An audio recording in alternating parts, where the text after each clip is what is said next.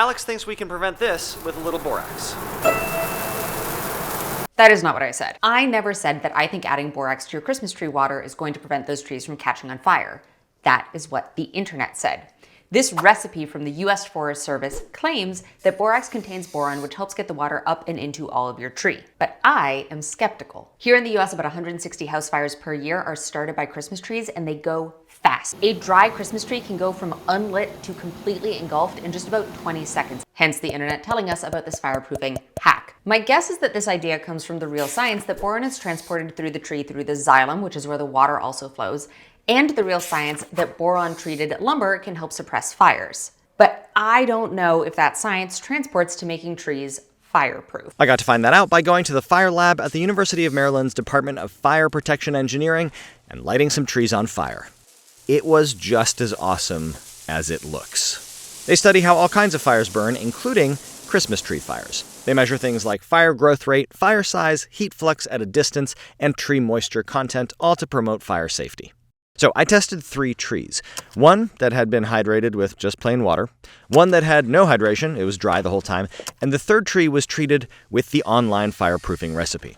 Both trees were treated for 1.5 weeks and then taken out of their solutions to dry for 8 days. These online recipes for fireproofing your Christmas tree often call for things like salts, sugars, and borax. They read a little bit like Gatorade for your Christmas tree. Borax is the common name for sodium borate that looks like this, and these borons here are what are interesting. Boron is right here on the periodic table, and even though it is a part of group 13, and oh my gosh, do you remember having to memorize all of those different groups? They don't matter here. Don't worry about it. It is a lot more similar to its neighbors, carbon and silicon. Silicon? It's really good at making strong covalent bonds, and that's going to come in handy. Boron is a necessary element for vascular plants. It moves through them through the xylem, which is that like stem-like straw-like structure in the middle of the trunk of the plant that transports water to all of the leaves and branches. Boron is important for cell wall formation, so yeah, you do want it out in all the tips of the trees. Now, many of these recipes are just copying and pasting the same claim that boron helps water move through the vascular system of the tree, and I don't actually know that there's a lot of science for that like correlation causation thing. Like boron's moving through the vascular system and water is moving through the vascular system, but does having boron in the water better hydrate your tree? I don't know. So we're gonna test it. I have a bunch of pine branches and I put them into one of 5 conditions. Either no water, water, water plus borax, water plus all the stuff in the recipe that isn't the borax, and then water plus the borax plus all the other stuff in the recipe, the fireproofing recipe. I weighed the branches at the start and then I weighed them every couple of days for about 1.5 weeks to see whether or not different conditions sucked up more water than others. I then also let the branches dry out for about 1 week to see whether or not any of them retained water better than others. The hope is that the more hydrated branches might be less likely to catch on fire because they got more water in them. And now we're gonna look at them. Maybe most impressive are the ones that were just dry the whole time. They like dried out nicely. They kept most of their leaves. The ones without water definitely started drying out immediately, but they like held on to their needles. The ones with just water don't look too bad. The water and borax look awful, and they lost so many of their needles. Why are they so sad? Water and electrolytes look fine. However, the water plus the borax plus the electrolytes, they're not great. They don't look beautiful. I crunched the numbers and they look like this, and let's walk through this a little bit. These are all normalized to the original weights of each branch, so we're looking at percentage of the original weight over time. In red, we have the branches that were just dry the whole time. In blue, we have the branches that were in water, and then in yellow, we have the branches that were in water plus borax. So the red, I think, makes a lot of sense. They start off at 100% weight, and then they all sort of dry out at similar rates over time, and then they end up at about 50% of their original weight at the end of the trial. So nice sort of downwards curve. The ones that were in water gain a little bit of weight or sort of stay similar up until that point where I stop watering them, and then they all sort of lose water at about the same rate. However, the ones that were water and borax do something interesting. They gain weight or sort of maintain over time. So then they start drying out and losing weight faster than the ones that were just in water. And I think this is because they dropped so many needles. And you can see this in the branches. The ones that were in water and borax look terrible. Okay, so here we have a slightly different plot. So here, red is the ones that were just in water. Blue is everything in the Christmas tree water recipe minus the borax, and then yellow is everything. So it's the salts and the sugars and the borax and all that. And actually the trajectories for these 3 all look kind of similar. So they all sort of gain a little weight or maintain up until the point that I stop watering them, and then they all drop weight, and then they all sort of come down to somewhere in this like 40 to 50% range. So there really was not a lot of difference that I saw in weight gained or lost between water or water plus any combination of all the other stuff. But this, I think, is the damning graph, right? Adding borax to the water made them look worse than the ones that were just dry or in water, and then lose way more weight because they lost so many needles. I actually think adding the borax was bad for my branches, and also it did not make the tree that George had look good at all. That tree looked bad. But this is a small scale test, so George is going to help with the large scale one. Yeah, my full-size tree results are very similar to Alex's small-scale results. The watered tree gained 10% of its weight after being watered and then dropped down to 92% of its original weight after drying out for a week. The tree that was dry the whole time ended up losing about half its weight. And here's my sad borax tree. Yeah.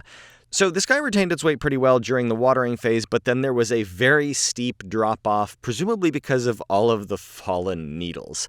But yeah, I think I can very confidently say here that this tree was negatively affected by the fireproofing solution. I think that this potential hack could also come from the fact that adding boron to lumber, either in the form of borax or boric acid, can act as a fire retardant. And borax and boric acid are often used together for these purposes because borax can reduce flame spread and boric acid can reduce glowing and smoldering. Think about those like glowing coals at the end of your fire. One of the most important things these compounds do is promote char, that black crust on the outside of a burned piece of wood. Boric acid looks like this. It is a boron surrounded by 3 hydroxyl groups.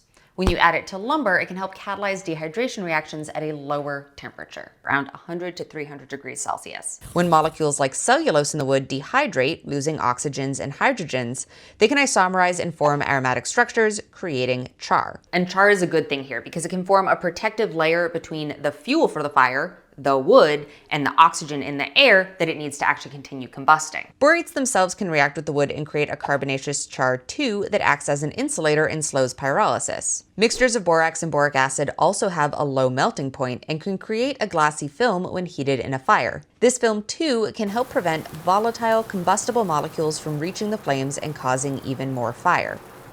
Additionally, when heated in a fire, sodium borate or borax can release water from its crystalline structure, which can help act as a fire suppressant. So all around, we are helping stop the fire. So maybe, if you get enough of it into your Christmas tree, it could act as some sort of fire suppressant. But I am skeptical that that is actually going to happen because when they look at lumber treated with a borax boric acid mix, studies that have looked at lumber treated with a borax boric acid mix found that it had to be treated with about 7.5% of its weight to actually have an effect on fire suppression. So your tree would need to uptake 7.5% of its weight in borax, and I just don't see that happening. So we're gonna light some trees on fire, but I wanna set some expectations for what I'm looking for.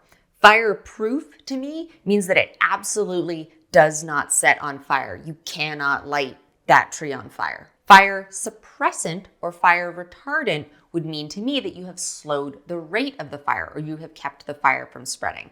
I don't think we're going to see either with this recipe, but I am ready to be proven wrong by science. Let's burn some trees. First up, we have the dry tree. As you can see, it went up super quickly and the entire tree burnt up. Basically, there's just the trunk that's left.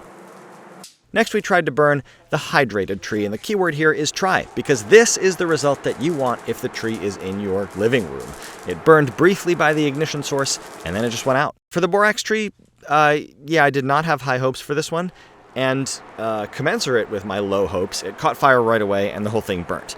I will say, though, it created a smaller fire than the dried out tree, but that's probably because like half its needles fell off, and so there was less very combustible material to burn.